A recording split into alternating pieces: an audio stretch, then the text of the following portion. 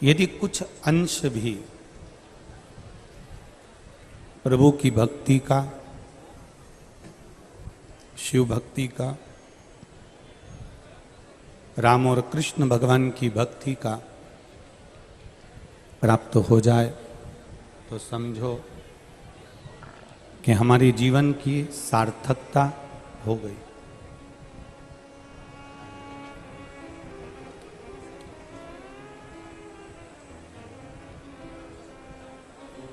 मेरा देवाधिदेव महादेव, जिनको पशुपति नाथ भी कहा जाता है, केदारनाथ भी कहा जाता है, जिनको विश्वनाथ भी कहा जाता है,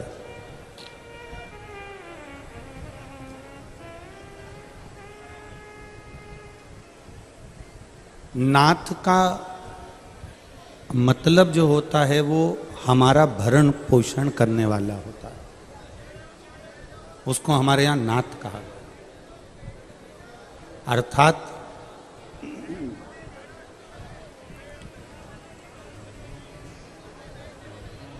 संपूर्ण विश्व का जो भरण पोषण करने वाला हो, संपूर्ण विश्व का जो ध्यान रखने वाला हो, वो हमारा विश्वनाथ है। और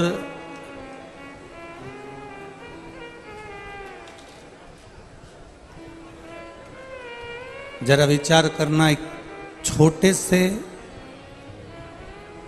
घर का जो पालन करता है, एक छोटे से घर को जो चला लेता है, एक छोटे से घर का जो पालन करता है, उसके जीवन में सम्मुख में बहुत सारी बाधाएं आती है और वो उन बाधाओं से निकलकर अपने संपूर्ण परिवार का भरण पोषण भी करता है।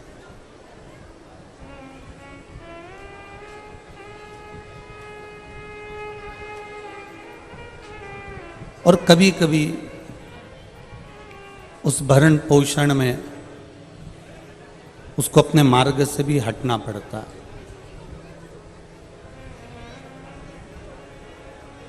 पर यदि उसका निश्चय पक्का है और वो घर चलाते चलाते, परिवार चलाते चलाते भी ये विचार रखे कि घर मेरा नहीं है, परिवार मेरा नहीं है, ये कुटुंब मेरा नहीं है, ये सब उसी का है जिसने मुझे मृत्यु लोक में भेजा। फिर परिवार जब हम विचार कर लेते हैं कि ये घर मेरा नहीं है, परिवार मेरा नहीं है, कुटुंब मेरा नहीं है, ये जितना भी फैला रहा है ये सब उसी का।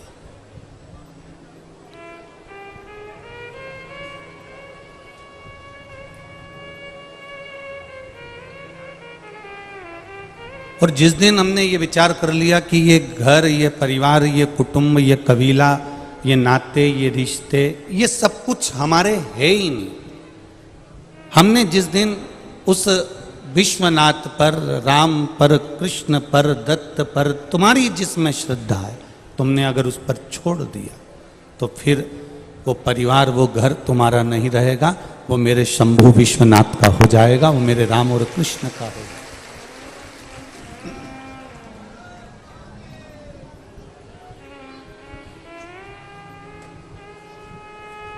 हमें केवल इतना भान करना है कि होती है, एक कुत्ता को देखा आप लोगों ने, श्वान को, कुत्ते को, तो कुत्ता जो होता है ना, इसको कहीं पर भी रोटी देंगे वो खाएगा। बोलो खाएगा कि नहीं खाएगा? कुत्ता जो होता है उसको कहीं पर भी रोटी दो वो खाता है। पर कुत्ता अगर कहीं से रोटी को चुपचाप से उठा कर लाता है, कुत्ता उस रोटी को कहीं से चुरा कर लाता है, वो कुत्ता उस रोटी को कहीं से झटप कर लाता है और झपट कर जब वो रोटी को लाता है तो वहीं पर खाता है क्या? बोलो जम के बोलो जरा, नहीं खाता। कहाँ जाएगा? दूसरी गली में, दूसरे मोहल्ले में, दूसरे स्थान पर, वहां जाता है और फिर उस रोटी को खाता है। कुत्ता को जहां रोटी दी, अगर आपने जहां रोटी दी कुत्ता वहां खाएगा। पर कुत्ता जब चोरी कर कर रोटी लाता है, झपट कर रोटी लाता है, कहीं से उठा कर रोटी लाता है, मुंह में दबा कर रोटी लाता है, तो वो वहां नहीं खाता। वो दूसरी जगह जाएगा, दूसरी गली जाएगा, दूसरा मोहल्ला जाएगा, दूसरा क्षेत्र जाएगा और वहां बैठकर वो कुत्ता रोटी को खाता है। अर्थात जब किसी ने दी तो वहीं सीना तान कर खाई, पर जब चोरी कर कर लाया, झपट कर लाया, तो दूसरी जगह जाकर खाना पड़ा। ये हमारा शास्त्र कहता है, हम जब तक ईमानदारी से जीते हैं, अपने वैभव के साथ जीते हैं, अपनी सत्यता के साथ जीते हैं, तुम कहीं पर भी बैठकर भोजन कर सकते हो, कहीं पर भी ज्ञान दे सकते हो। पर जिस दिन तुमने गलत भाव से करा, उस दिन फिर तुम्हें भी दूसरी जगह भोगने पड़ना जा सकता है।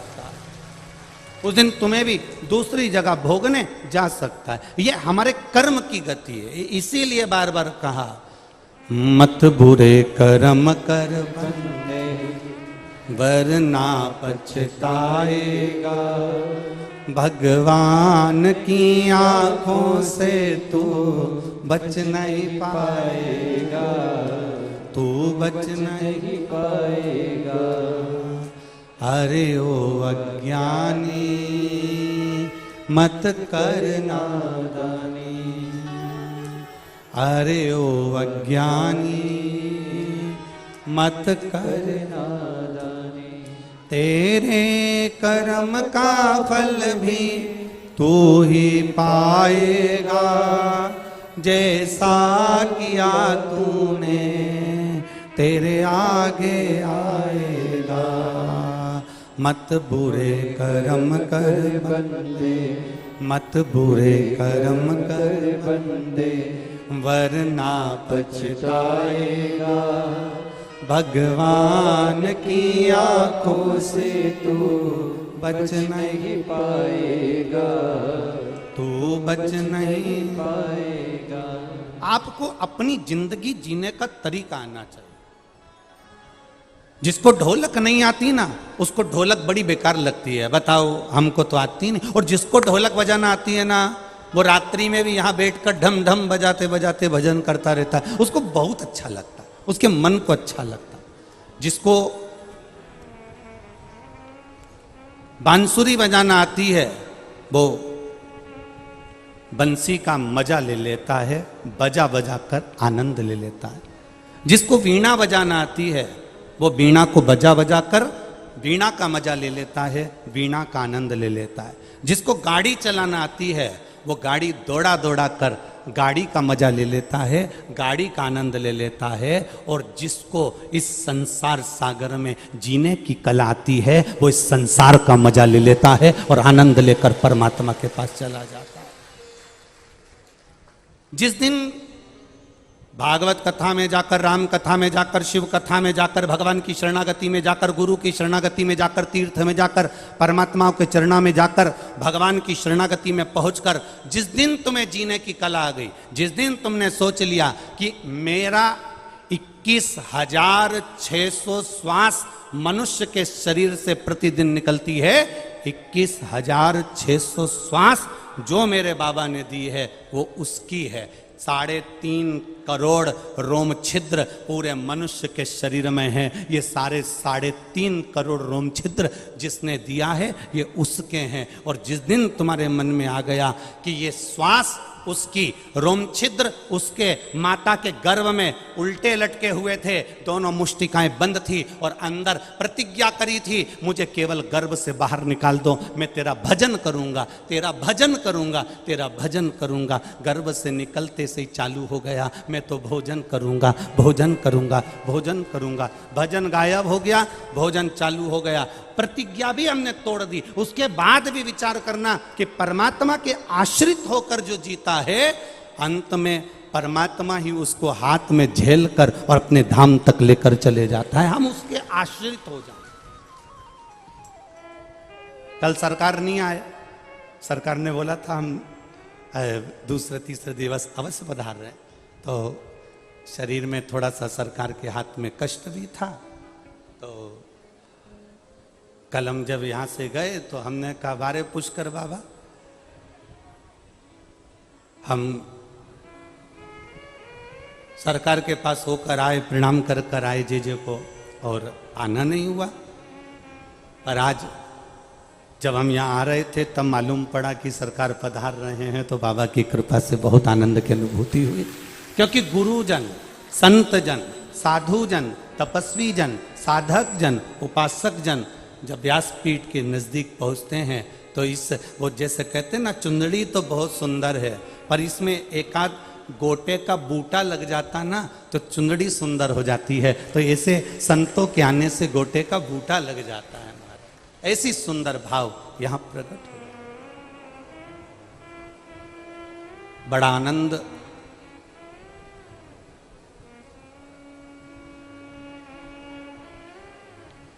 पूज्य गुरुदेव के यहां आने से पुष्कर राज की भूमि पर तो सरकार पधारते ही रहते हैं, पर शिव महापुराण की यह कथा में पहली बार पूज्य गुरुदेव का आगमन हुआ, उसके लिए बहुत बहुत साधुवाद, बहुत बहुत धन्यवाद। शिव तत्व आप अपने जीवन की सार्थकता को बनाइए, और जिस दिन आप इस जीवन को जीना प्रारंभ कर दें,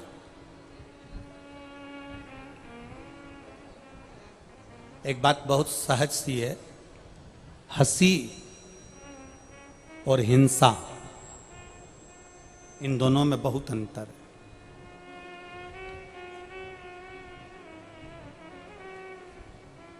सनातन धर्म का जो एक मानव होता है, सनातन धर्म का एक जो व्यक्ति होता है, वो हंसी में जीना चाहता है, पर हिंसा में जीना उसको पसंद नहीं आता है। वो हंसी में जीना चाह रहा है, हिंसा कर कर या किसी को कष्ट देकर, किसी को तकलीफ देकर, किसी को दुख देकर, किसी को परेशानी देकर, किसी को कष्ट देकर सनातन धर्म का व्यक्ति कभी जीना पसंद नहीं करता, कभी नहीं जीना पसंद करता। हिंसा से परे है वो।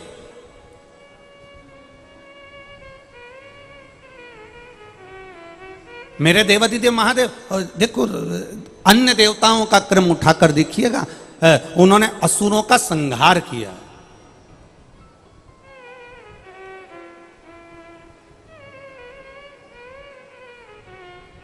और मेरे महादेव का क्रम उठाकर देखिएगा एक बार, मेरे शिव जी का कोई द्रोही नहीं है,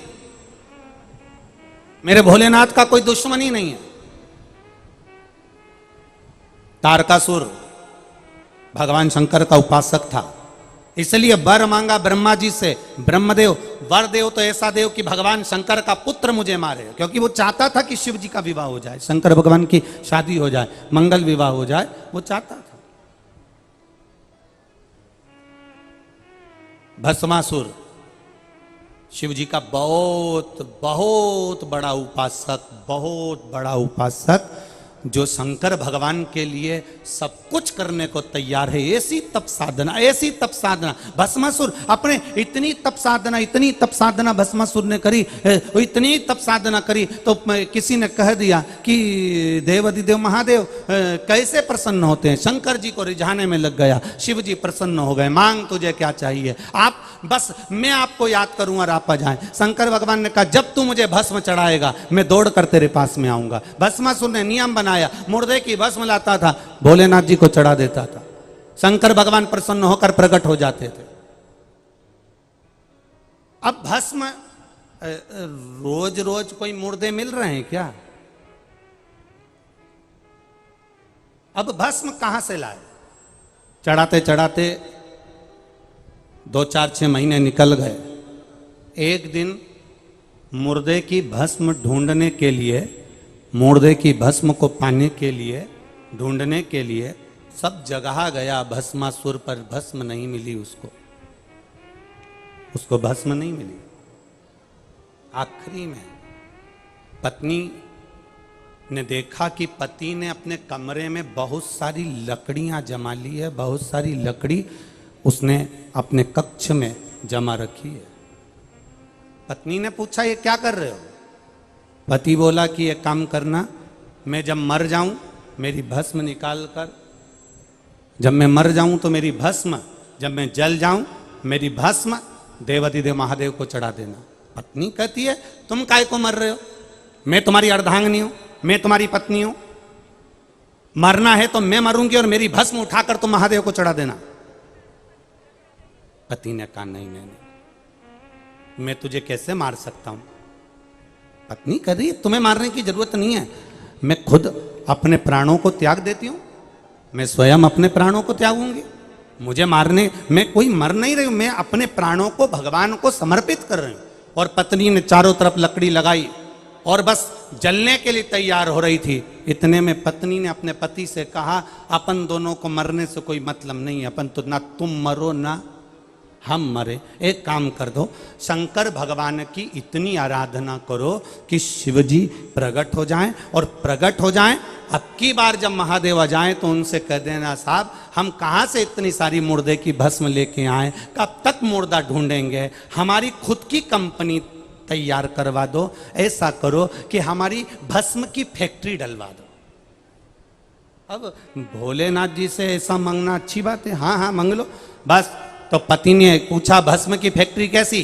पत्नी ने कहा शंकर भगवान से वर मांगना, जिसके ऊपर तुम हाथ रखो वो भस्म हो जाए, अपनी खुद की कंपनी तैयार हो जाएगी, जब चाहो जब भस्म तैयार, और ले जाकर महादेव को चढ़ा देना।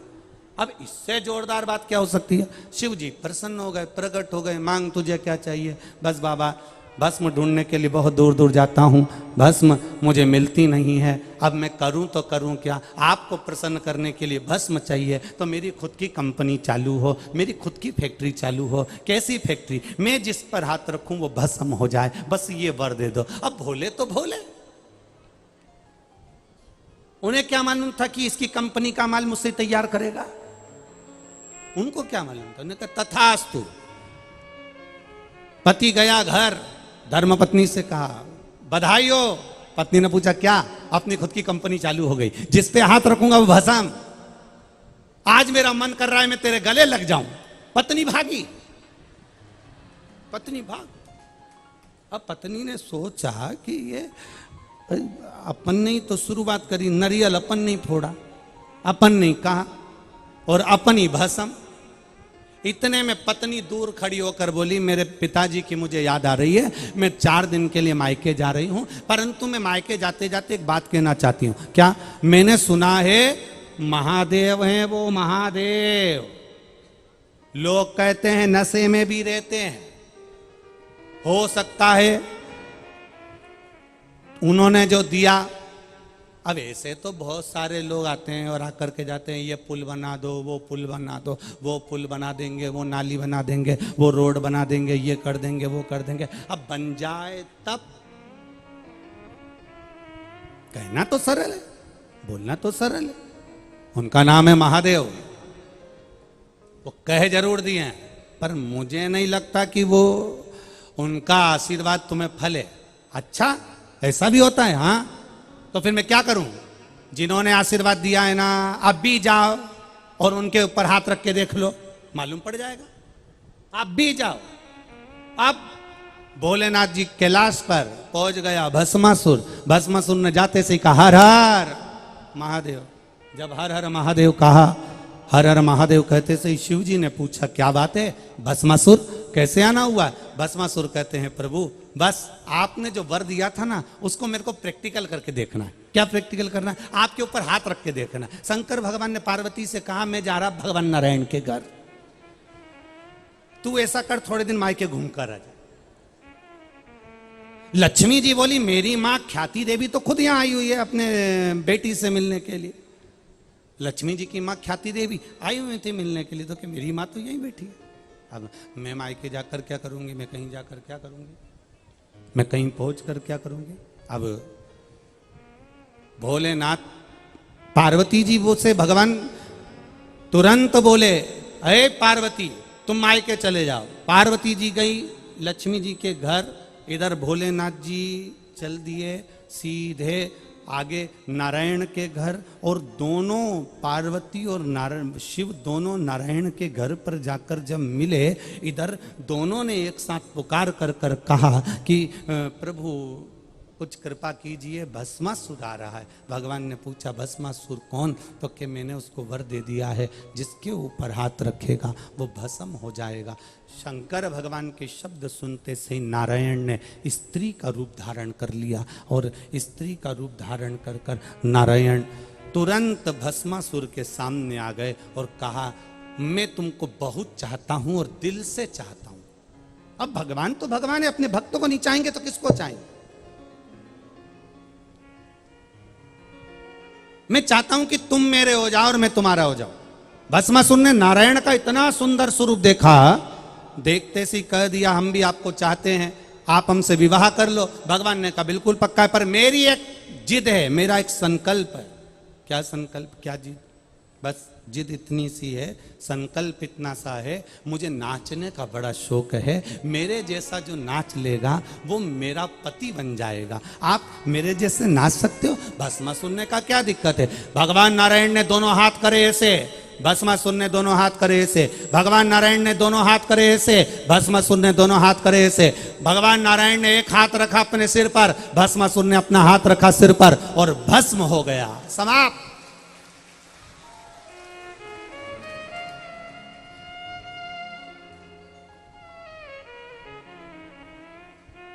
शिव का ना कोई एक भी शत्रु, एक भी असुर, एक भी राक्षस शिव के द्रोही नहीं है, दुश्मन नहीं। जब नारायण ने भस्मासुर को भस्म कर दिया, भस्मासुर का अंत कर दिया, तब शिवजी ने नारायण का दर्शन करते हुए कहा प्रभु यह असुर बड़ा भारी था, बड़ा भारी असुर था, जिसका अंत करना बहुत कठिन था। ब्रह्मा जी ने भस्मासुर को मारने के लिए 5 बार प्रयास करा, तो भी भस्मासुर 5 बार प्रयास करने के बाद भी भस्मासुर नहीं मर पाया था। तब शिव जी ने अपनी लीला रचना करी, नारायण ने अपनी लीला रचना करी और भस्मासुर का अंत किया। सहजता नहीं है महाराज। कई लोग कह देते हैं कि देवताओं ने तो इसका संहार करा, उसका संहार करा, उसका वध करा, उसका संहार करा, पर हमारे शास्त्र, हमारे पुराण, हमारे वेद ये कहते हैं कि जनमानस के कल्याण के लिए, दुनिया के उद्धार के लिए, जनमानस के कल्याण के लिए मेरे परमात्मा ने, चाहे वो राम हो, चाहे वो कृष्ण हो, चाहे वो शिव हो, चाहे वो नारायण हो, चाहे वो ब्रह्मा हो, इन सब ने जनमानस के कल्याण के लिए असुरों का संहार किया है। और असुर कौन? जिसके भीतर लोभ, जिसके भीतर काम, जिसके भीतर वासना, जिसके भीतर तृष्णा हो, वो असुरता है। महाराज हमारे बीच में पूज्य गुरुदेव विराजमान हैं, कुछ क्षण का बड़े आनंद से आशीर्वचन हम भी सरकार से कुछ देर का आशीर्वचन लेकर फिर पुनः शिव महापुराण को प्रारंभ करेंगे। बड़े आनंद के साथ आज छठे दिवस की कथा चल रही है और उस बीच में पूज्य गुरुदेव का हमारे बीच में आगमन हुआ है। एक बार जोरदार ताली बजाकर स्वामी जी सरकार का आशीष वचन हमें प्राप्त हो। कुछ देर का आशीष वचन प्राप्त करके फिर पुनः वापिस शिव महापुराण के आगे अग्रण्य भाग में अपन प्रवेश करेंगे।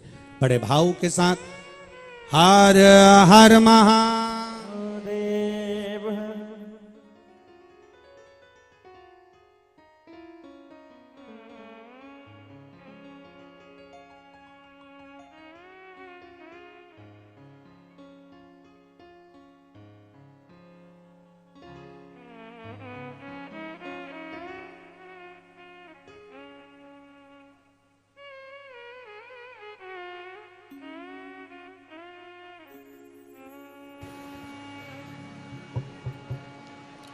बोले सर्वेश्वर भगवान की, बोले शंकर भगवान की, पुष्करराज महाराज की जय जय श्री राधे हर हर महादेव। श्री कृष्ण पादयुगलं शिरसा नमामि यत्रान्वितः श्रुतिगणो न विरोधमेति यध्यानयोगनिरताः सदाप्नवन्ति केशेन्द्रवन्द्यमनिशं मनसा गिराज।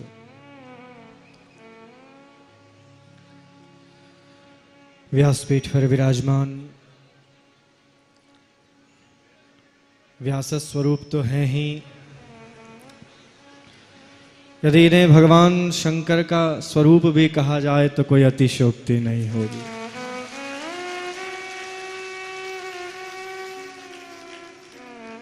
विद्वद्वरेण्य पंडित श्री प्रदीप जी मिश्रा जी महाराज, समुपस्थित समस्त भक्तिमती माताएं, भक्त महानुभाव, इस दिव्य शिव पुराण कथा के यजमान परिवार,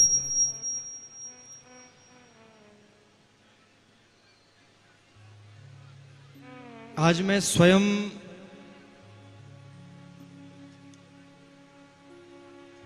ऐसी अनुभूति कर रहा हूं, स्वयं को सौभाग्यशाली अनुभव कर रहा हूं।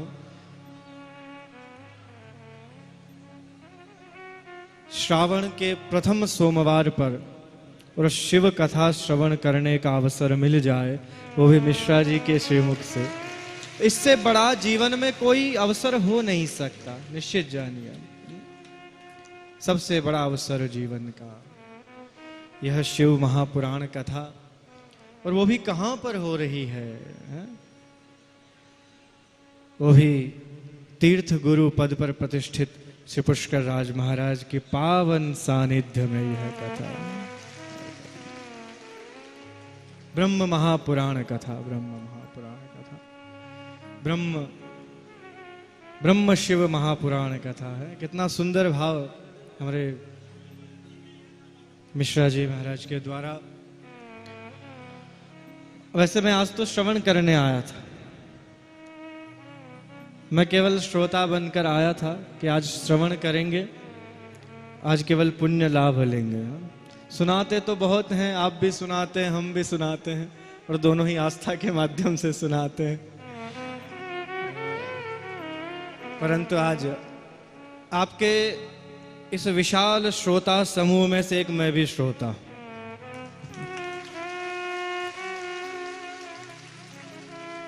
आज वस्तुतः मन अतीव प्रसन्न है कि हमारे इस क्षेत्र में, हमारे इस परम पावन इस मरुभूमि पर, मिश्रा जी, हमारी जो भूमि है जिसे हम कहते हैं धरती धोरारी, धरती धोरों की धरती। आप सब जगह दर्शन करेंगे तो हाँ, यहाँ पर आपको रेत के टीले ही दिखाई देंगे, पर आपके आने से विशेष ये हुआ है कि ये धरती धोरारी भी हरित हो गई है, हरित हो गई है।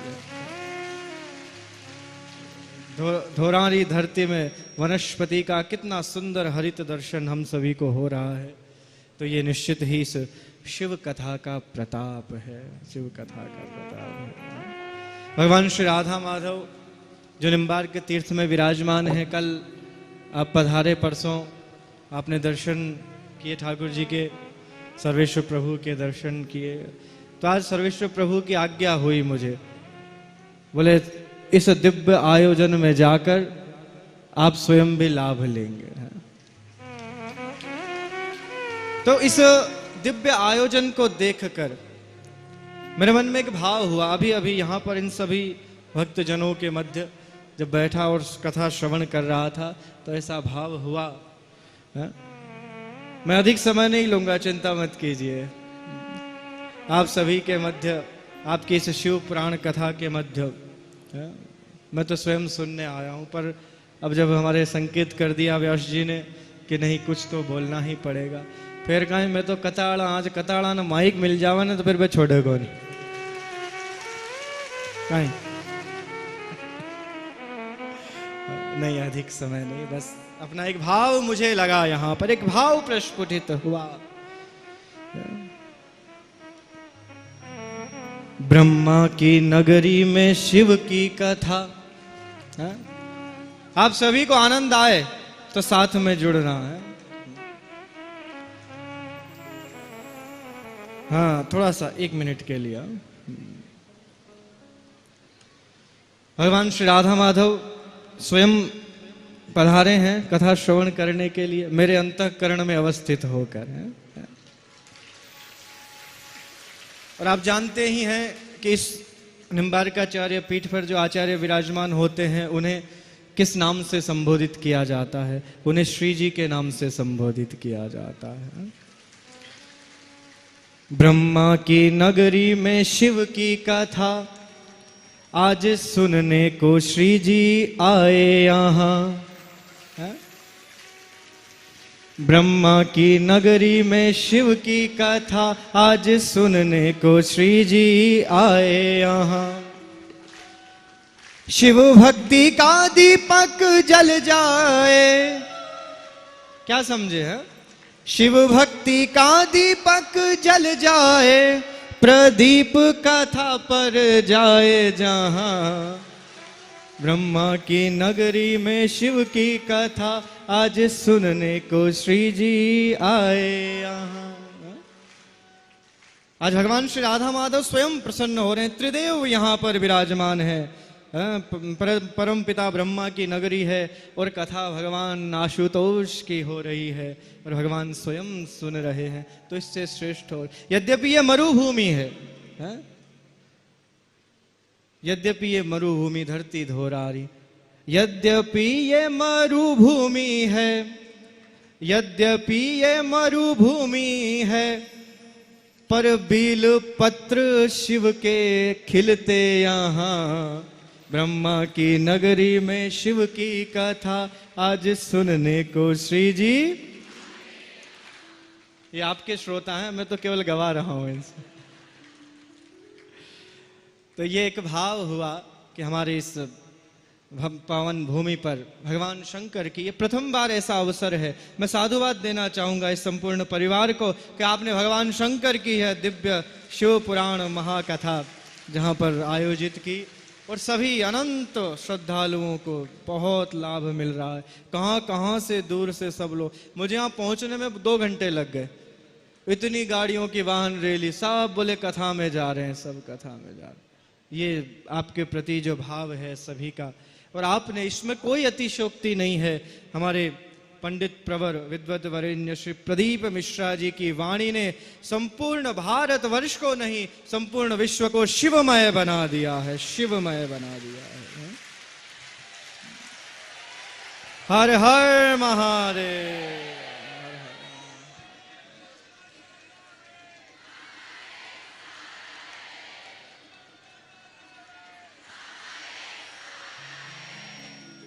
बहुत दिव्य भाव आप सभी का।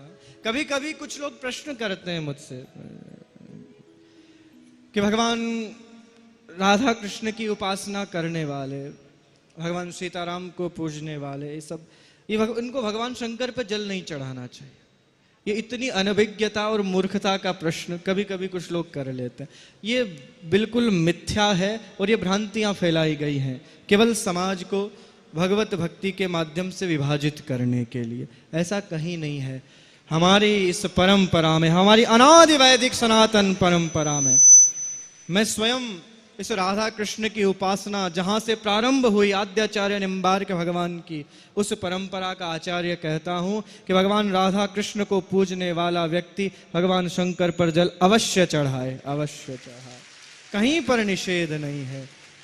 परस्पर दोनों भगवान एक हैं, भूत भावन भगवान, चाहे भगवान राम हो कृष्ण हो। अरे आप इतना विचार तो कीजिए, जब भगवान श्री राम को अपनी अर्धांगिनी सीता को प्राप्त करना होता है तो भगवान शंकर की आराधना करते हैं। भगवान शंकर उन ब्रजांगनाओं को, माता रुक्मणी को भगवान कृष्ण को प्राप्त करना होता है तो पराम्बा मां शक्ति की आराधना करती है, वो आराधना करती है। और जब भगवान भूत भावन आशुतोष, जैसा अभी सुंदर कथा चल रही थी, जब वो स्वयं संकट में आते हैं तो वो ना भगवान नारायण के समीप पहुंच जाते हैं। तो ये दोनों है। हरि और हर दोनों में कभी कोई अंतर नहीं है, कभी कोई अंतर नहीं, दोनों समान हैं, दोनों समान हैं। दोनों परस्पर एक दूसरे का ध्यान करते हैं। जब वो नर और नारायण साधना करते हैं तो भगवान शंकर का ध्यान करते हैं, और भगवान शंकर कैलाश में बैठे बैठे भगवान नारायण का ध्यान करते हैं। भगवान नारायण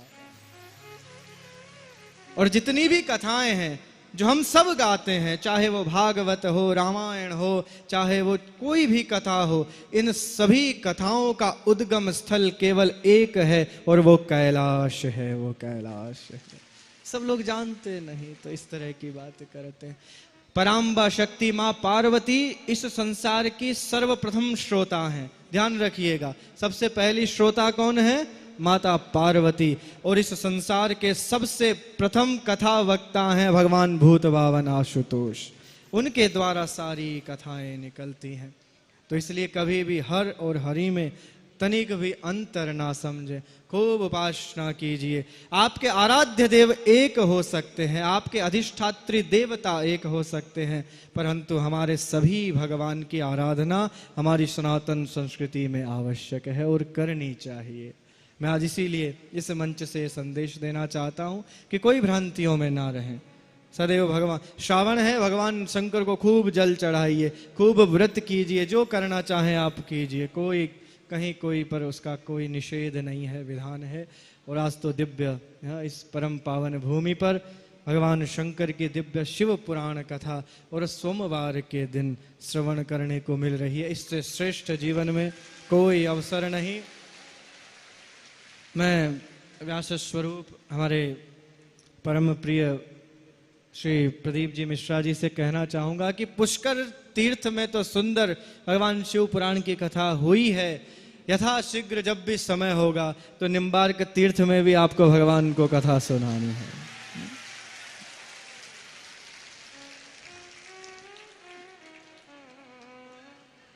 एक बार जोर से हाँ, हर हर महादेव, हर हर महादेव है।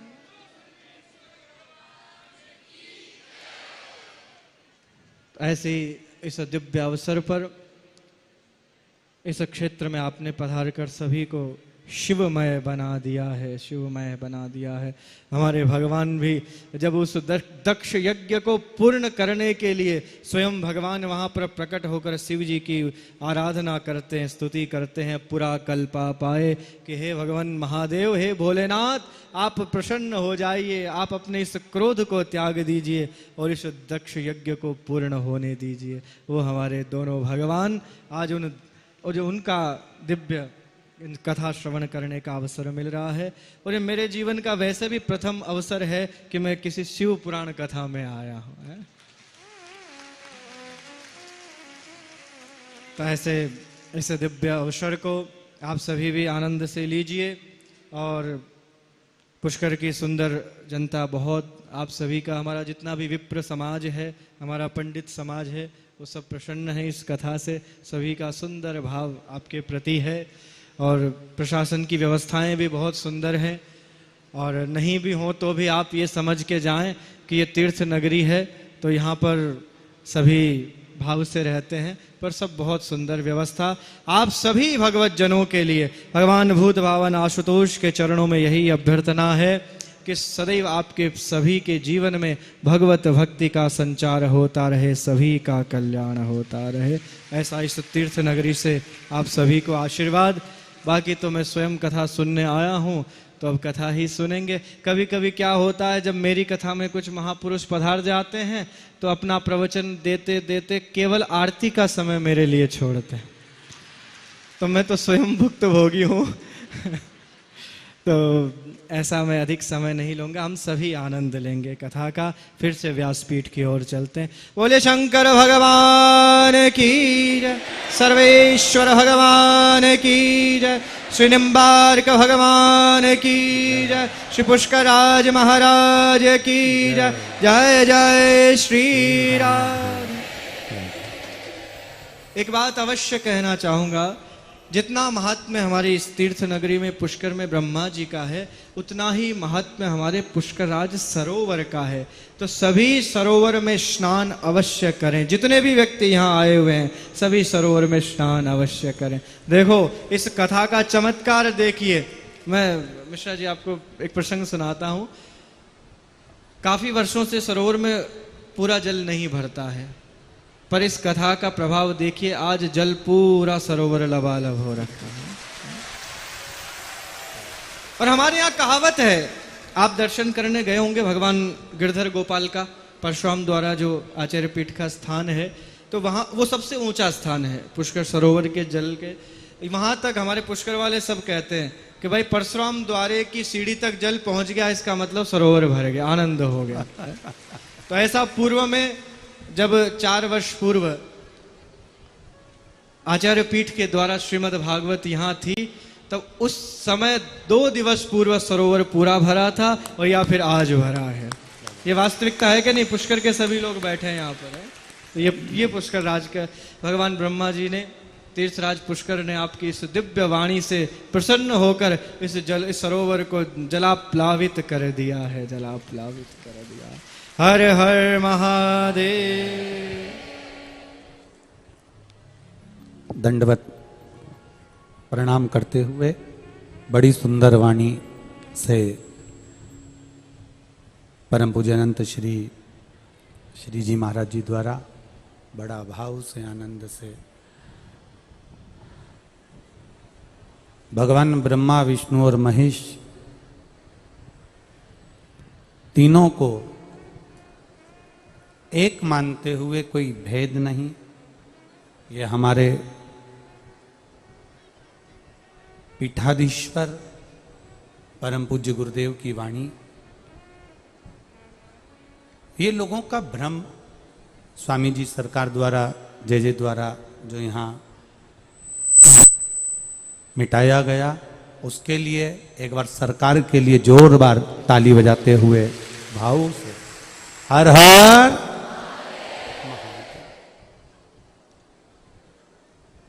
सरकार ने एक बात बड़ी सुंदर कही कि बोलते बोलते बोलते बोलते आरती का समय आ जाता है। सरकार वो और होंगे, पर आपकी वाणी तो ऐसी लगती है कि आप बोलते रहें, आरती के बाद भी डबल आरती हो जाए तो चल जाएगी। शिव तत्व है, भगवान ओगड़दानी, भगवान शिव की कृपा, और कहीं ना कहीं सर्वेश्वर प्रभु की करुणा हुई होगी, जो उन्होंने भी हाथ पकड़कर सरकार को पुष्कर तक कथा में भेज दिया होगा, ये निश्चित है। शिव कथा कह रही है।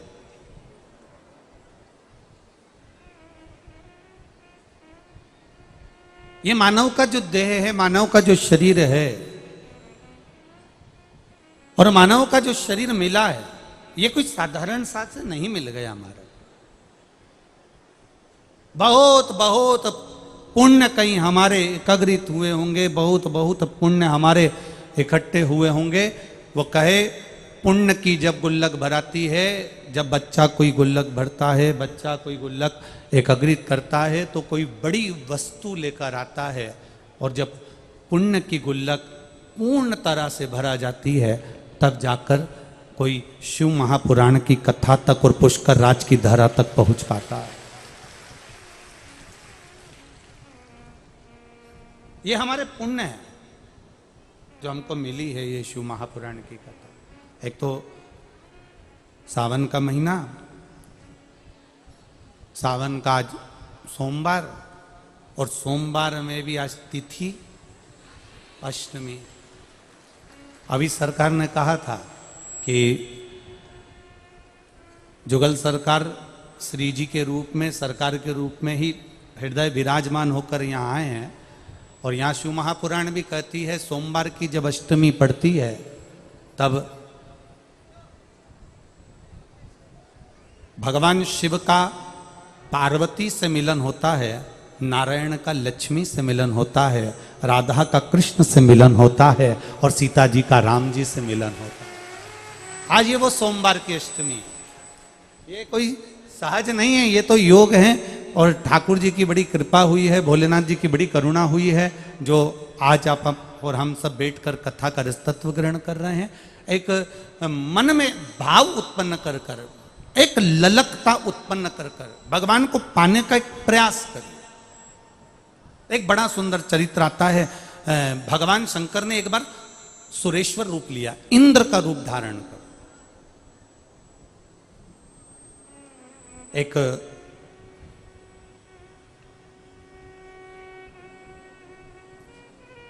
व्याघ्रयात का पुत्र जिसका नाम था उपमन्यु, जिसके घर में कोई भोजन का सुख नहीं था, जिसके घर में बहुत सारी प्रसन्नता या बहुत सारा आनंद या बहुत सारा सुख उसके घर में नहीं था।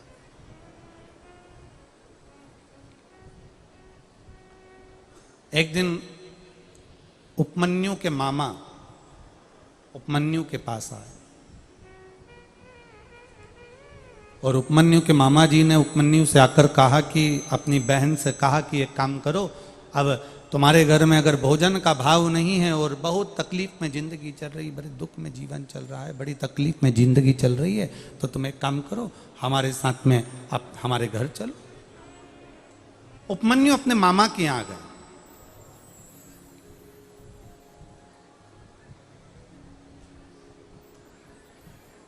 अब शिव महापुराण की कथा कहती है, स्वयं खा लेना सुकृति है, छुड़ाकर खा लेना विकृति है, और बांट कर खाना ये मेरे भारत देश की संस्कृति है।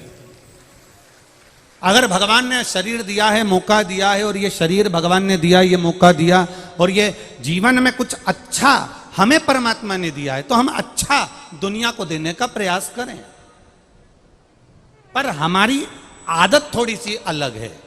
हमारी आदत क्या अलग है कि जो अच्छा होता है हम उसको अपने पास रखने का प्रयास करते हैं, और जो बुरा होता है वो दूसरे को देने का प्रयास करते हैं। जैसे सहज भाषा में ले लो, बहुत अच्छी साड़ी अगर तुम्हें कहीं से मिली है तो तुम तुरंत उसमें फाल पी को लगा के तैयार कर लोगे, उसकी चोली वोली सिलवा के तैयार कर लोगे। साड़ी अगर थोड़ी सी भी 1 नंबर से 2 नंबर पर है तो तुम उसको अपनी बेटी को दे दोगे, और अगर वो 2 नंबर पर भी नहीं आ रही है, साड़ी थोड़ी भी गड़बड़ है, तो तुम अपनी बहू को दे दोगे।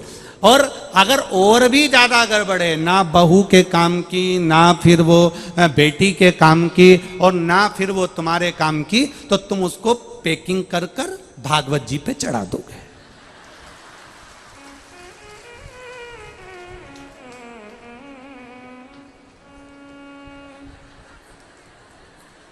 सही है।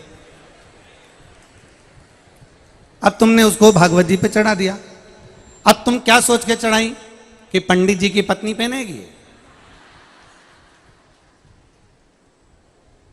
वो भी पंडित जी की पत्नी, तो तुम अंदाजे में रहे हो। महाराज, शिव महापुराण ये कभी नहीं कही कि आप भागवत जी को एक साड़ी चढ़ाओ, कि रामायण जी पर एक जोड़ कपड़े चढ़ाओ। थोड़ा आवाज खोल रहे बाबू, आवाज खोलो बाबू। भगवान ये कभी शास्त्र नहीं कहता कि तुम भगवान को बहुत 100 किलो दूध दो या 50 किलो दूध दो या ये दो या 56 भोग दो या ये प्रदान करो।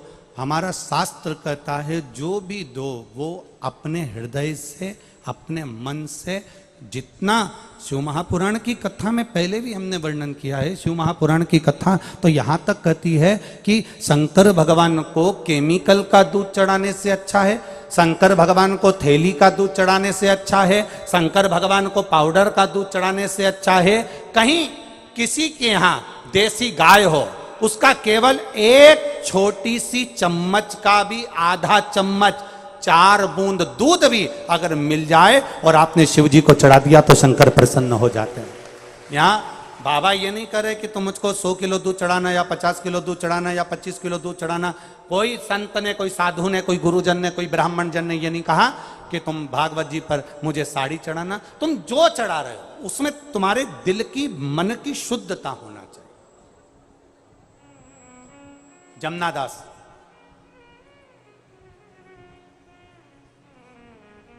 252 वैष्णव की वार्ता में एक संवाद आता है जमुना दास जी का। जमुना दास जी ठाकुर जी का परम भगत, श्री जी बाबा के परम भगत जा रहे थे और जमुना दास जी जाते जाते उन्होंने एक कमल की फूल की टोकनी में बड़ा सुंदर एक कमल देख लिया और उन्होंने कहा ए फूल वाले, ये फूल हमको दे दो। कितने का है? फूल वाले ने कहा ये 5 आने का है, 5 रुपए का। अपन अपनी भाषा में लो, 5 रुपए का। 5 रुपए का? हाँ, ये फूल हमको दे दो, सरकार ले लो। इतने में जमुना दास जी फूल ले रहे थे, नगर का सेठ यवन राज निकल कर जा रहा था। यमन राज जब निकल कर जा रहे थे तो उन्होंने उस फूल को देखा, कितना सुंदर फूल है। जमुना दास जी फूल ले रहे हैं ठाकुर जी के चरणों में चढ़ाने के लिए, जमुना दास जी फूल ले रहे हैं श्री जी बाबा के चरणों का श्रृंगार करने के लिए। यमन राज ने फूल देखा और फूल लेने का विचार करा, कितना सुंदर फूल है, मैं जा रहा हूं वेश्या के घर, अगर वेश्या के जूड़े में ये फूल लगेगा तो वेश्या खुश हो जाएगी। यमन राज ने फूल वाले को रोका, तुम्हारे हाथ में जो फूल है तुम जे जमुना दास को दे रहे हो, ये फूल कितने का है? अब फूल वाले ने सोचा कि सेठ जी आया है फूल लेने के लिए तो फूल की कीमत तो बढ़ेगी। आप प्रैक्टिकल करके देखना, पैदल सब्जी लेने जाना भिंडी 10 रुपए किलो मिल जाएगी, साइकिल से जाना 11 रुपए किलो, मोटरसाइकिल से जाना 15 रुपए किलो, 4 व्हीलर से सब्जी वाले के सामने नीचे उतरना बढ़िया डेंटिंग मेंटिंग करके और फिर सब्जी वाले से पूछना भिंडी क्या रुपए किलो है, तो 20 रुपए किलो हो जाएगी। बोलो सही है कि गलत है? ये तुम्हारी गाड़ी की कीमत बढ़ी है, ये तुम्हारी गाड़ी की कीमत बढ़ी है। अब वो जो फूल था, फूल वाले ने कह दिया ये फूल 10 रुपए का है। 10 रुपए का? हाँ। यमन राज ने कहा लाओ ये फूल हमें दो। जमुना दास जी ने हाथ जोड़कर कहा देखो फूल वाले भैया, माली दादा, ये फूल तो मैंने हृदय से ठाकुर जी को दे दिया है, अब ये फूल आप मुझे दे दो। इतने में फूल वाले से यमन राज कहते हैं कुछ भी हो जाए ये फूल मुझे दे दो। जमुना दास जी ने कहा फूल की कीमत 10 रुपए, मैं देने को तैयार हूं, फूल ठाकुर जी के चरणों में जाए। यमन राज ने कहा फूल की कीमत 20 रुपए देता हूं, इस फूल को मैं वेश्या के जूड़े में जड़ूंगा।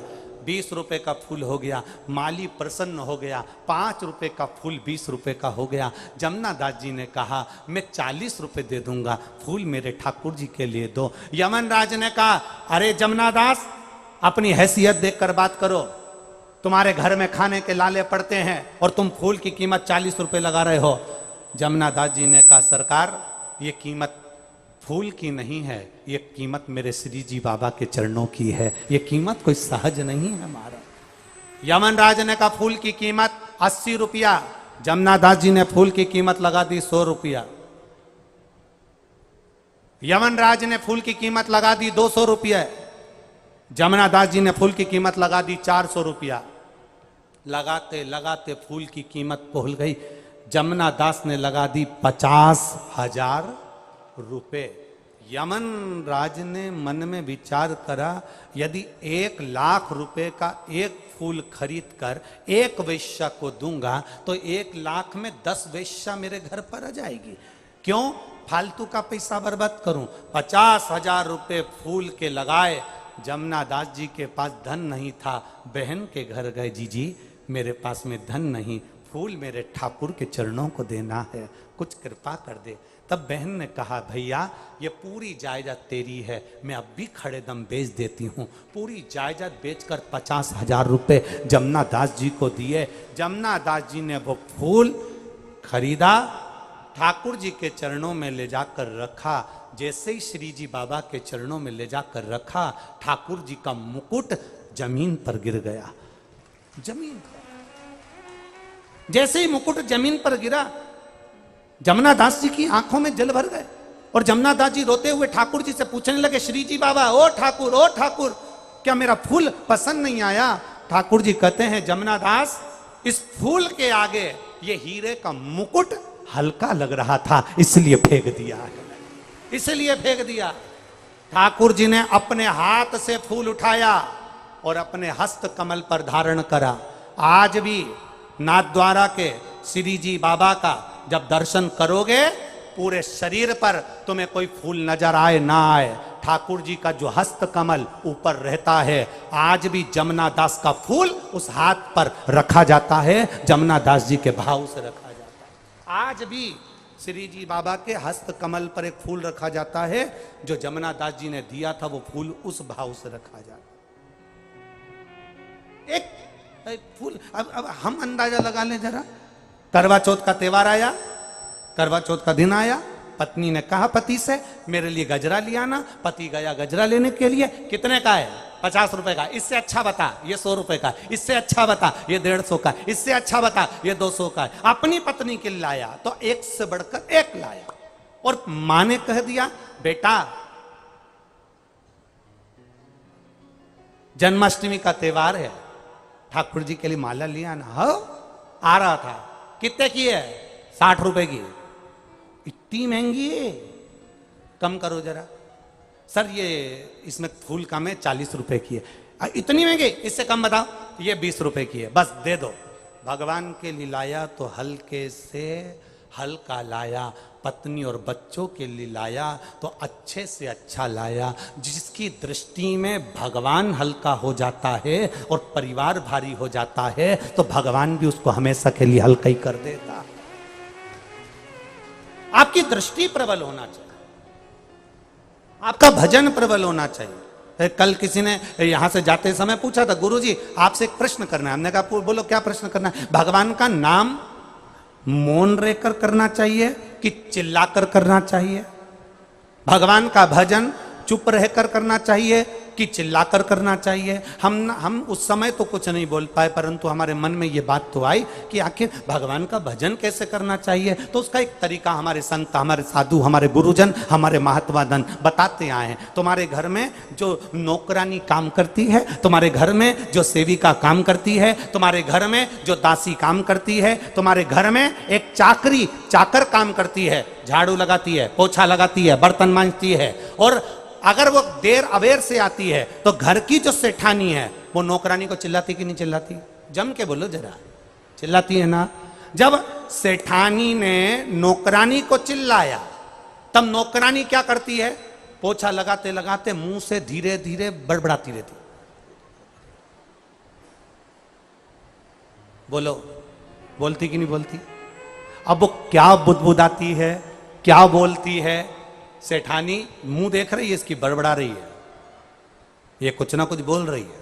सेठानी पूछती भी है क्या बोल रही है, पर वो बोलती कुछ नहीं, बड़बड़ाती बड़बड़ाती, पोछा लगाती, बड़बड़ाती बड़बड़ाती, बर्तन मांजती, बुलबुलाती बड़बड़ाती, वो कपड़े धोती। बस शिव महापुराण की कथा कहती है भगवान का भजन भी उतना ही धीमा होना चाहिए जितना वो कर रही है, धीरे बोल रही है। सेठानी को सुनाई नहीं दे रहा, पर उसके दिल को सुनाई दे रहा है। उस तरह हमारा भजन भी ऐसा होना चाहिए कि अंदर जो परमात्मा बैठा है उसको सुनाई दे, संसार को भले सुनाई ना दे, पर मेरे परमात्मा को सुनाई देना चाहिए, मेरे भगवान को सुनाई दे। हम उस परमात्मा को सुनाने का प्रयास नहीं करते, हम अपने दूसरों को सुनाने का प्रयास करते, हम दूसरे को सुनाने का प्रयास करते, हम परमात्मा को नहीं सुना पा रहे। और जिस दिन हम देव अधिदेव महादेव को सुनाने का प्रयास करेंगे, उस दिन सुख का अनुभव हो जाएगा। महाराज उपमन्यु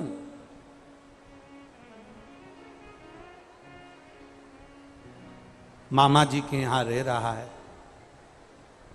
मामा मामी सब आराम की जिंदगी जी रहे हैं, और एक दिन उपमन्यु ने अपने मामा से कह दिया, मामा जी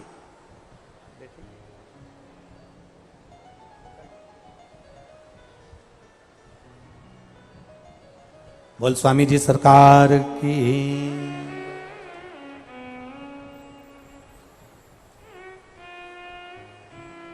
एक बार जोरदार ताली बजाकर सरकार के सुंदर भाव से यहाँ पधारे, आशीर्वाद दिया, उसके लिए बहुत बहुत साधुवाद था।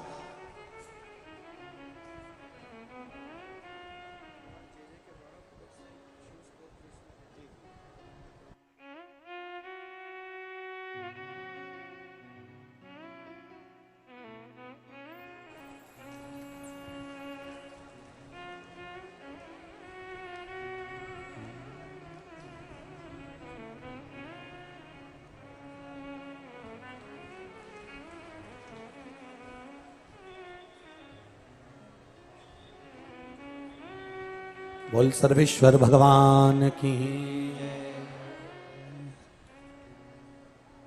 शिव कथा कहती है उपमन्यु अपने मामा मामी के यहाँ रह रहा, पर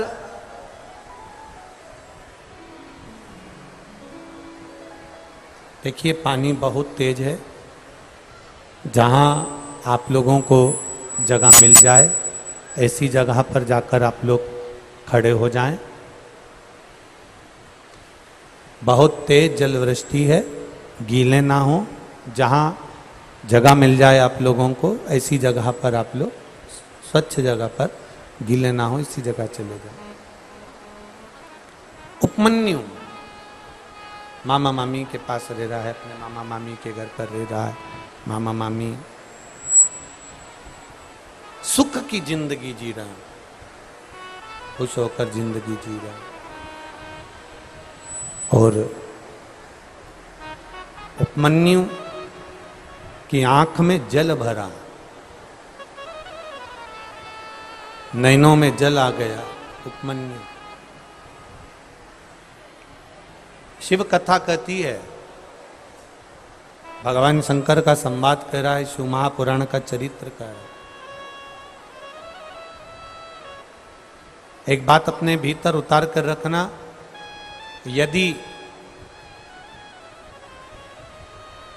पड़ोसी के बच्चे भी आपके बच्चे के साथ खेल रहे हैं, पड़ोसी के बच्चे भी आपके बच्चों के साथ रह रहे हैं, और आप अपने बच्चों को कुछ दे रहे हैं, तो पड़ोसी के बच्चे को भी जो अपने बच्चों को दे रहे हो वैसा कि वैसा ही पड़ोसी के बच्चे को भी देने का प्रयास करिए, वैसा कि वैसा ही उनको भी देने का प्रयास करिए। अब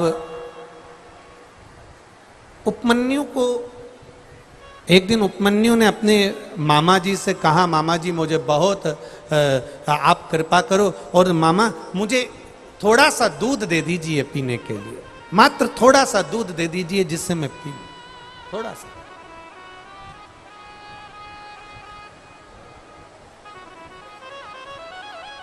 मामा थोड़ा सा दूध दे दीजिए।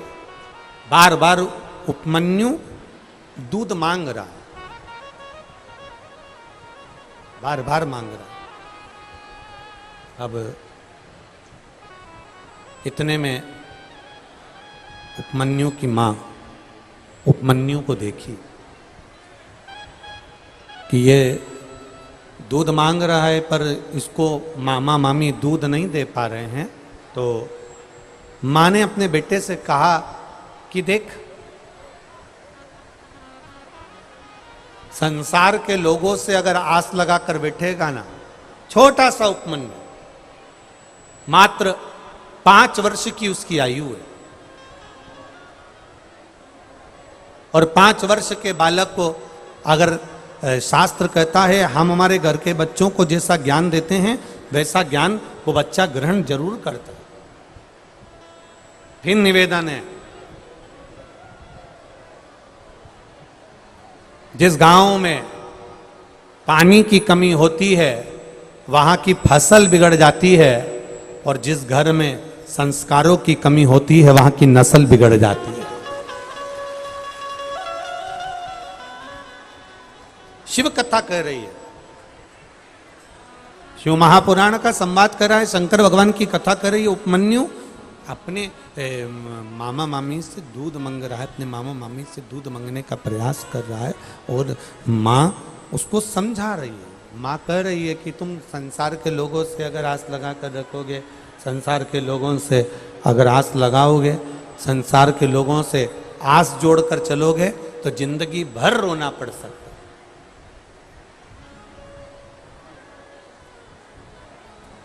हम भी आपसे कहेंगे, दुनिया से आस लगाने से अच्छा है, दुनिया से मांगने से अच्छा है। शिव महापुराण की कथा कहती है कि एक बार देवादिदेव महादेव के चरणों में जाकर बैठकर उससे मांग कर देखना, वो दुनिया का सारा सुख प्रदान कर देगा।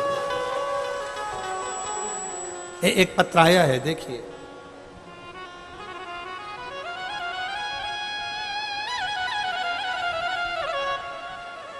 मुन्नी वैष्णव पत्नी अशोक कुमार वैष्णव, गांव निम्बी जोधावट की तट, जोधावट,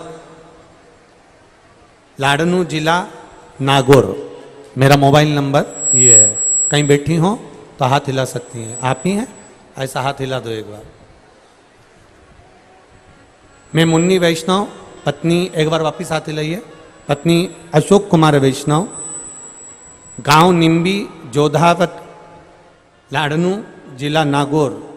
गुरुदेव, एक लोटे जल का मैं क्या वर्णन करूं। मेरा पुत्र हार्दिक 4 साल के वर्ष है। 2022 में सितंबर में अचानक तबीयत खराब हुई और उसका पेट फूल गया। डॉक्टरों को दिखाया, पूरी जांचें करवाई बच्चे की। जब पूरी जांचें कराई बच्चे की तो मेरे बच्चे के 4थे स्टेज का कैंसर बताया। 4 साल का मेरा बेटा गुरुदेव, और उससे 4थे स्टेज का कैंसर बता दिया। तब मेरी ननंद की सहेली जो सालासर आपकी कथा हुई शिव महापुराण में जाकर आई, उसने आपकी कथा के बारे में बताया। व्यासपीठ की एक बेलपत्र उसके पास में थी, उसने हमको दी और हमने अपने बच्चे को शंभु शंभु हमने बच्चे को देना चालू करी। व्यासपीठ की बेलपत्र आप कहते हो ना गुरुजी, औषधि का रूप रहती है। वो हमारे बच्चे को हमने दिया और उसकी जो कैंसर की दवाई थी उसको कुंदकेश्वर महादेव के नाम से, कुंदकेश्वर महादेव के नाम से उसको खिलाना प्रारंभ करा। शिव जी को 1 लोटा जल चढ़ाते, बेलपत्री उठाकर लाते, उसको देते। महादेव की कृपा का मैं क्या वर्णन करूं गुरुदेव। दिसंबर 2022 में जब हमने वापिस सितंबर की जो जांच थी, जो 4थे स्टेज का कैंसर था, दिसंबर 2022 में बच्चे की फिर जांच करवाई तो बाबा की कृपा से बच्चे का कैंसर नॉर्मल आया और रिपोर्ट पूरी नॉर्मल आई। बच्चा है के साथ में, लिया उसको, लिया लिया।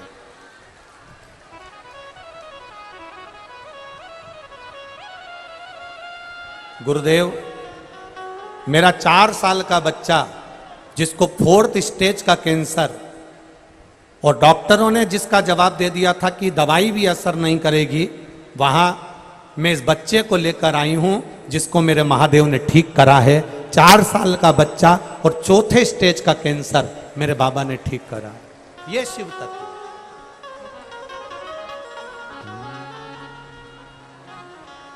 खाली ना जाता कोई दर से तुम्हारे, खाली ना जाता कोई दर से तुम्हारे,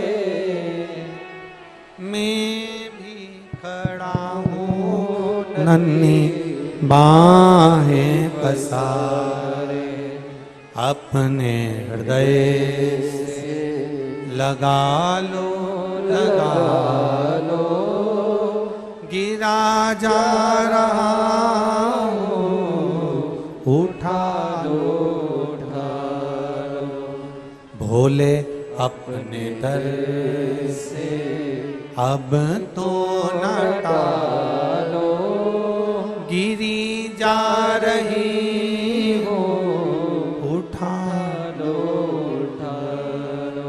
मेरा 4 साल का लड़का जिसको 4थे स्टेज का कैंसर हुआ और मेरे बाबा ने इसको बचा लिया। मैं बाबा को यहाँ प्रणाम करने, प्रणाम, बाबा को प्रणाम करो, सिर झुकाओ पर, जाओ।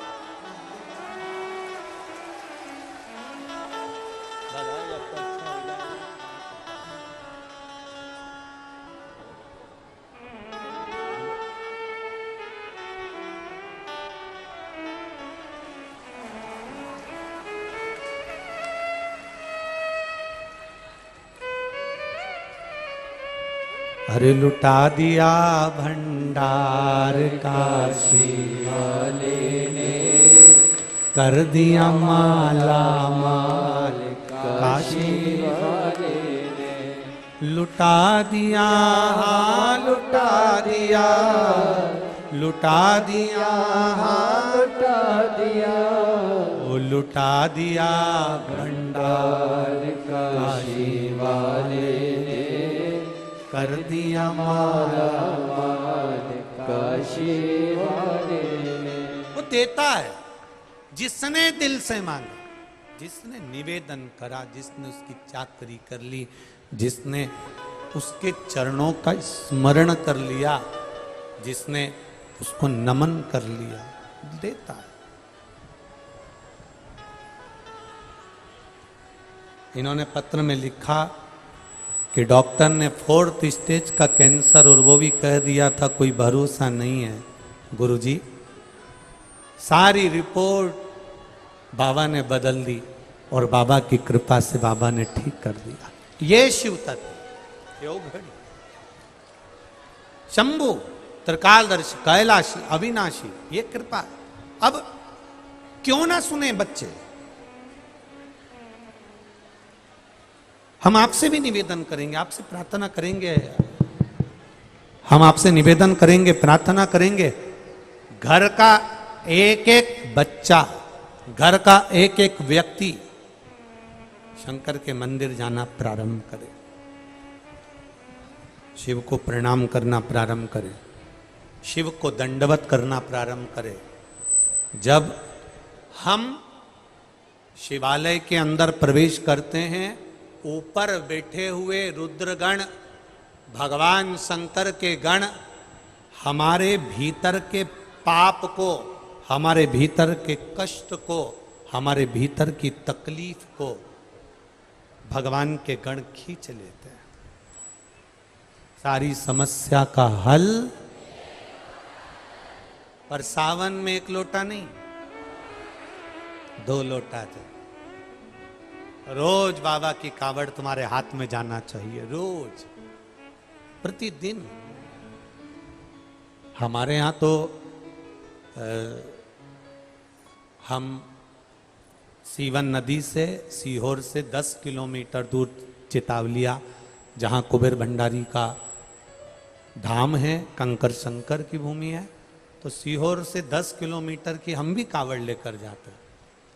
और जो पहले कावड़ भर दी है, जिन्होंने बाबा की कावड़ जिन्होंने भरी है अगले साल, उनसे एक बार पूछना कि बाबा ने तुम्हारी झोली भरी कि नहीं भरी, खाली तो नहीं रख दी ना। ये कावड़ का महत्व है। इसलिए इस वर्ष की जो कावड़ है वो हमने सीहोर की 16 अगस्त को रखी। 16 अगस्त मतलब सावन का महीना भी चलेगा और अधिक मास की अमावस्या भी रहेगी। तो अधिक मास और सावन का ऐसा मिलन हो जाए जिससे व्यक्ति की जिंदगी कभी खाली ना रहे और बाबा भंडार भर कर भेजे, उसके जीवन में खुशियां देकर। ऐसी तिथि ली। अब लोगों ने कहा गुरुजी आपने रविवार नहीं लिया, रविवार को लोग फ्री रहते हैं, ज्यादा लोग आ जाते हैं। हमने कहा रविवार नहीं देखते, बाबा के यहां यह देखा जाता है कि बाबा की आनंद की राशि कितना फल दे सकती।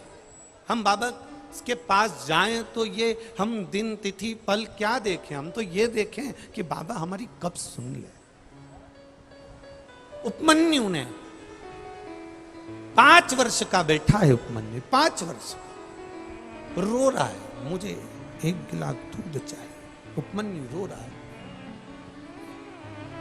1 गिलास मुझे दूध चाहिए, मुझे भूख लगी है। मां क्या मुझे दूध नहीं मिलेगा? रो रहा है। प्रेशर खोलो, प्रेशर। उपमन्यु रो रहा है, क्या मां मुझे 1 गिलास दूध नहीं मिलेगा? बस ठीक है, आप मुझे 1 गिलास दूध दे दो। मां समझा रही अपने बेटे को, मां समझा रही अपने पुत्र को, किसी दूसरे के आश्रित मत रहना, किसी दूसरे के भरोसे मत रहना। अगर आश्रित रहना, भरोसा रखना तो मेरे बाबा का भरोसा रखना। आप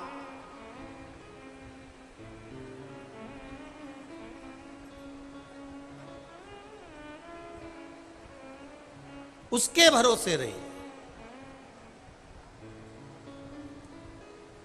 उपमन्यु ने कहा क्या भगवान क्या मेरे को एक गिलास दूध दे देता है? फिर निवेदन है, देवता देंगे तो पल्ला झाड़ कर देंगे, और महादेव देता है तो छप्पर फाड़ कर देता है। क्या भगवान मुझको एक गिलास दूध दे देंगे? क्यों नहीं? आप आराधना करिए, उस शिव की आराधना।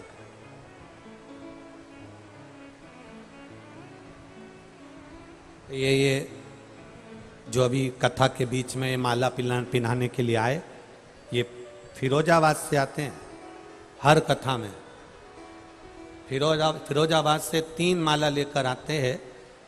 पहली बार जब कुबेरेश्वर धाम आए थे कथा में, तब हालत कुछ थे, तो बाबा से कह कर गया था, बाबा अगर तूने मेरी पुकार सुन ली और भंडार भर दिया, कोई कथा खाली नहीं जाएगी, हर कथा में तेरी माला फिरोजाबाद से जाएगी। ये शिव है।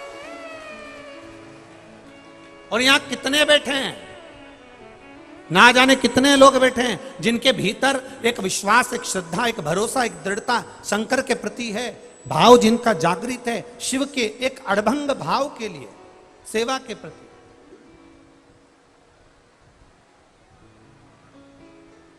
शिव कथा कह रही है, शिव महापुराण कह रही है, शंकर भगवान का संवाद कह रहा है।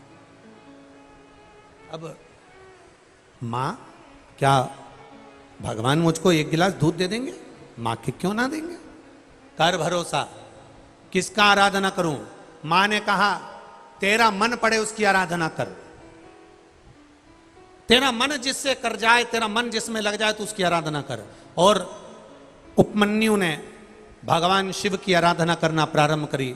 शंकर जी के मंदिर में जाता, शिवालय में जाता, झाड़ू लगाता, पोछा लगाता, द्वार संवारता, पत्तियां लाकर भगवान का श्रृंगार कर देता।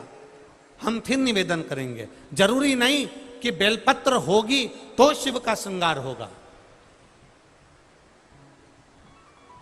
जरूरी नहीं कि धतूरा होगा तो शिव का श्रृंगार होगा, जरूरी नहीं कि शमी पत्र होगा तो शिव का श्रृंगार होगा। शिव महापुराण की कथा तो यहां तक कहती है, मंदिर जाते समय वहीं पर जो फूल पत्ती रखे हों शिव जी पे चढ़े हुए, उसी को बाबा का सुंदर श्रृंगार कर सकते हो।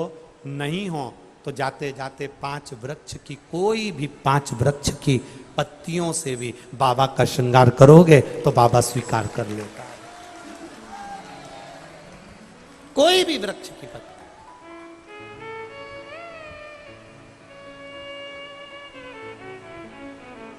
आपके पास में बेलपत्र हो चलेगी, ना हो शिव जी की लीजिए, शिव जी को चढ़ा दीजिए।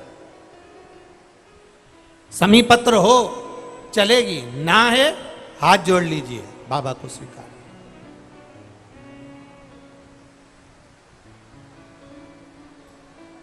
भीतर से शिव को प्रकट करिए। अपने भीतर एक आनंद का जो शिव है, हमारे भीतर एक आनंदेश्वर महादेव जो विराज रहे हैं, हमारे भीतर एक शंकर का एक स्वरूप आनंद कंद परमात्मा का एक भाव आनंदेश्वर महादेव जो विराज रहे हैं, उस आनंद से हम परमात्मा को प्रकट करें।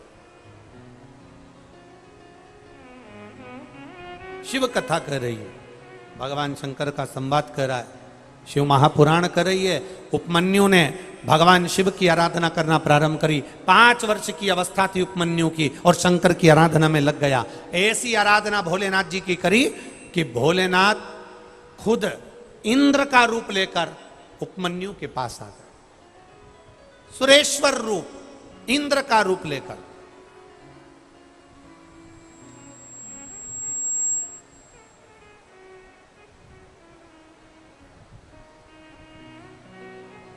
शिव जी का एक अवतार है सुरेश्वर अवतार।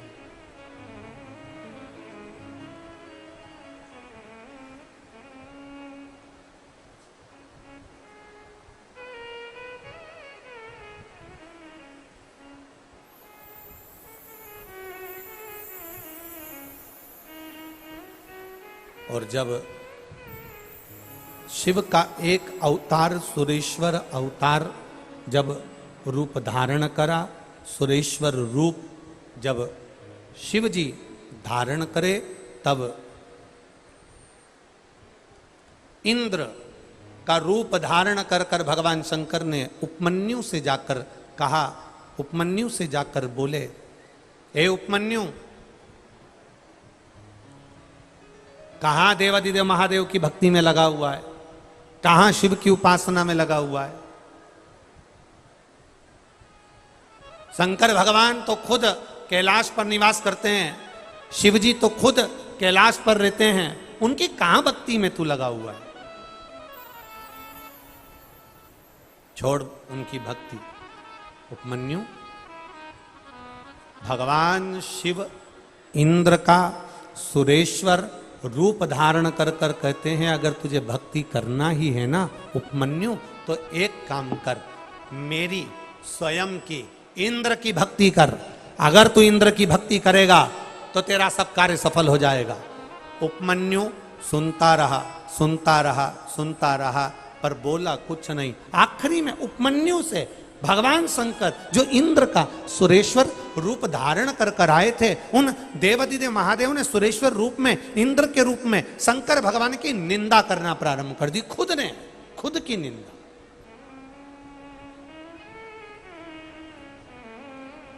स्वयं की निंदा।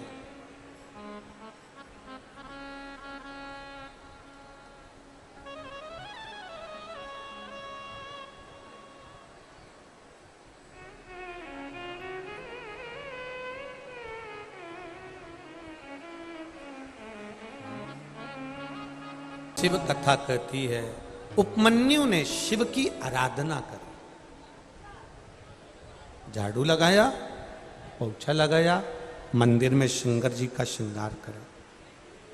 जो बेटा बेटी, जो माताएं, जो पुरुष शंकर जी के मंदिर में जाकर शंकर जी का श्रृंगार करते हैं, कभी अपने भीतर अहंकार मत लाना कि मैं शिव जी के मंदिर में जाकर शंकर जी का श्रृंगार करती हूं, बल्कि खुश होना कि इतनी बड़ी कॉलोनी में, इतने बड़े मोहल्ले में, इतने बड़े गांव में शंकर जी ने उनकी सेवा के लिए मुझे चुनकर रखा। ये प्रसन्नता।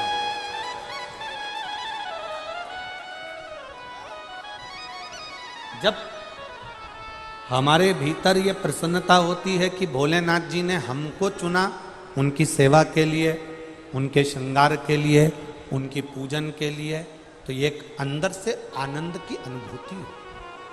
उपमन्यु सेवा में लगे रहे। शंकर भगवान इंद्र का रूप लेकर, सुरेश्वर रूप लेकर आए। समझाया उपमन्यु को, मेरी पूजन करो, शंकर की पूजन बंद कर दो। शिव जी की पूजन को मना करा। जब शंकर भगवान की पूजन को मना करा और उसके बाद में शंकर जी की निंदा करना प्रारंभ करी, तब उपमन्यु को क्रोध आ गया। तब उपमन्यु को गुस्सा है। कई लोग ऐसे हैं, शंकर भगवान की अगर कोई निंदा करता है, शिव जी के लिए कोई शब्द कहता है, शंकर के कोई भक्त के लिए अगर कोई बोलता है, तो लोग उठकर कह देते हैं, तुमसे तो कुछ नहीं मांगा ना, तुमसे तो कहने नहीं आया ना, तो फिर क्यों निंदा कर रहे हो, क्यों बोल रहे हो। जाना है शंकर के मंदिर जाओ, लोटा भर के जल चढ़ाना हो तुम्हारी मर्जी, ना चढ़ाओ तुम्हारी मर्जी, शंकर का भजन करो तुम्हारी मर्जी, ओम नमः शिवाय बोलो तुम्हारी मर्जी। पंचाक्षर मंत्र है ओम नमः शिवाय। शिव महापुराण के मूल मंत्र के रूप में पंचाक्षर मंत्र दिया भोलेनाथ जी ने। तुम्हारा मन ओम नमः शिवाय बोलो, तुम्हारा मन नमः शिवाय बोलो, तुम्हारा मन श्री शिवाय नमस्तुभ्यम बोलो, तुम्हारा मन 12 अक्षर मंत्र ओम नमो भगवते वासुदेवाय बोलो, तुम्हारा मन राम बोलो, तुम्हारा मन कृष्ण बोलो, जो तुम्हारा मन पड़े तुम उसका भजन करो, पर अपने मुख से कभी निंदा मत करो। भजन शिव।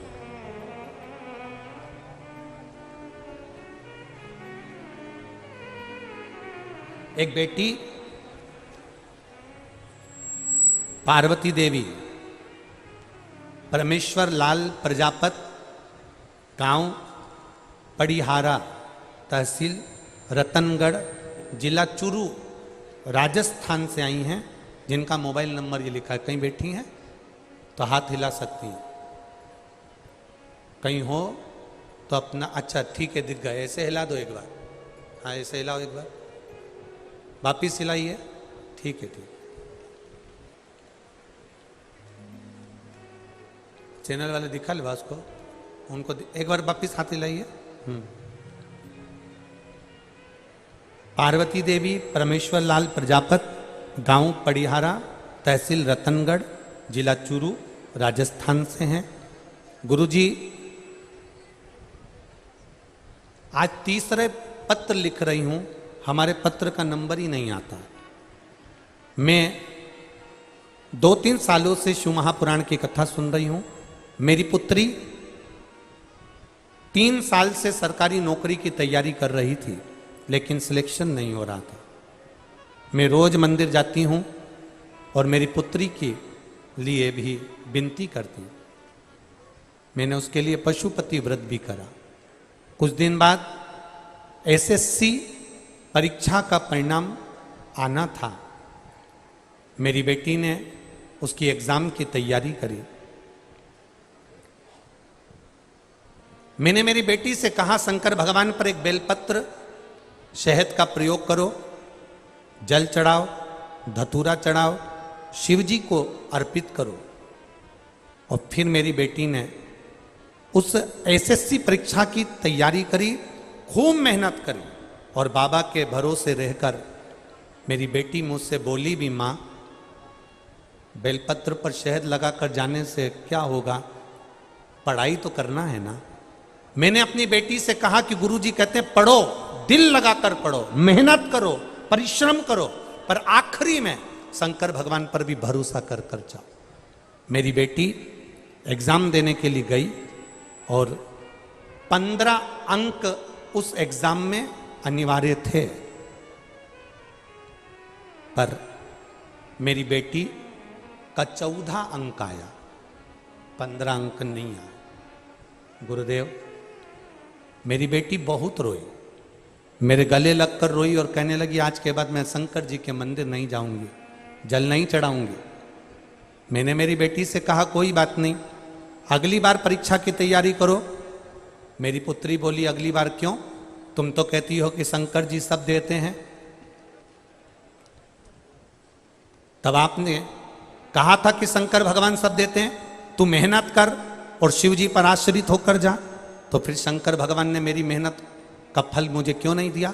अब मैं मंदिर नहीं जाऊंगी। मैंने कहा, मंदिर जाना तो चालू रख बाबा साहब। नहीं मां, अगर तेरा शंकर सच्चा है और तू टीवी पर शिव महापुराण की कथा सुनती है, वो सीहोर वाले महाराज की, तो उसको भी कह दे, अगर वो सच्चा है तो मेरे 14 अंक आए, उस अंक को वो बढ़ाकर बता दे।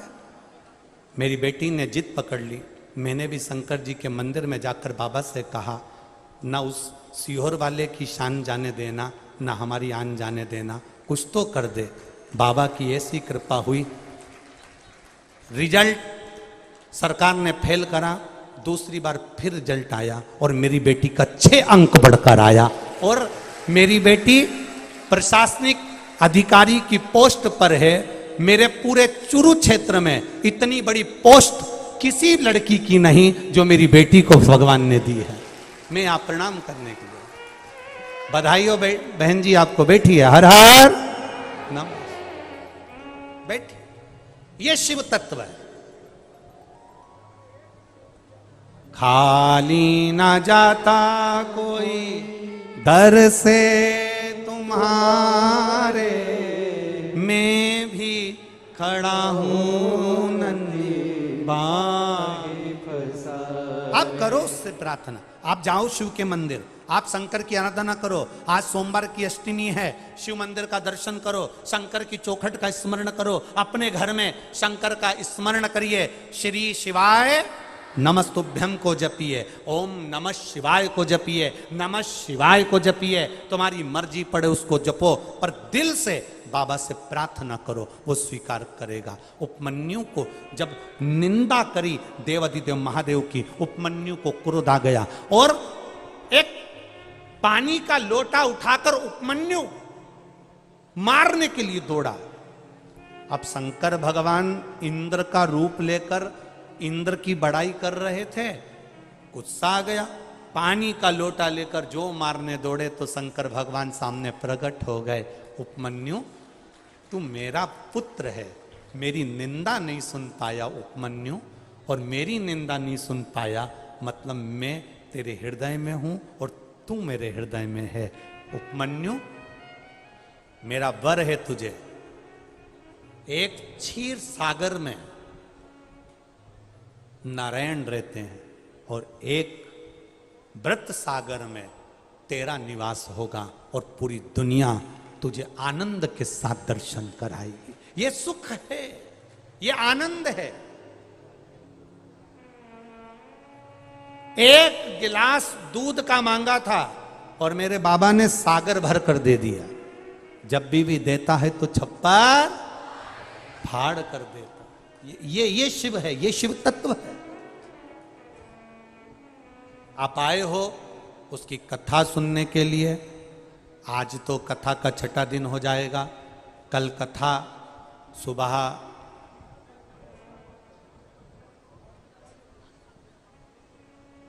9 बजे से 12 बजे तक रहेगी और टीवी पर कथा का समय 1 बजे से 4 बजे तक रहेगा। सुबह इस पंडाल में जो कथा होगी वो 9 बजे से 12 बजे तक रहेगी। 12 बजे कथा विराम होने के बाद हम भी यहाँ से अलवर के लिए, राजस्थान अलवर के लिए निकल जाएंगे। वहाँ पर 12 तारीख 11 को यहाँ समापन है, 12 को वहाँ चालू है। 1 बजे से 4 बजे तक वो भी कथा चलेगी। उस कथा का नाम रखा है त्याग, शिव महापुराण की कथा। शंकर जी के मंदिर में जब पूजन करने जाओ, दर्शन करने जाओ तो किन किन चीजों का त्याग होना चाहिए। बेलपत्री जब शंकर जी को चढ़ाते हैं तो कोई कहता है उसकी पत्ती खंडित हो गई तो त्याग देना चाहिए क्या? फूल अगर टूट गया तो उसको त्याग देना चाहिए क्या? आसन अगर बीच में से फट गया है तो उसको त्याग देना चाहिए क्या?